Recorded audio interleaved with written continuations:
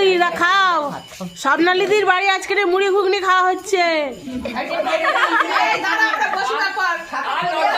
ওই দেখো সাথে বোঁদে আছে, ওদের এখনো দেয়নি।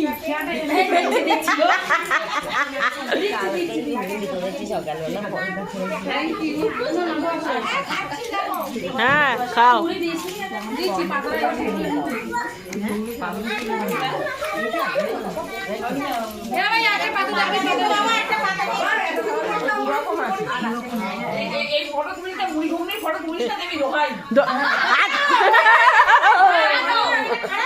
বলো স্বর্ণালীদির জয়।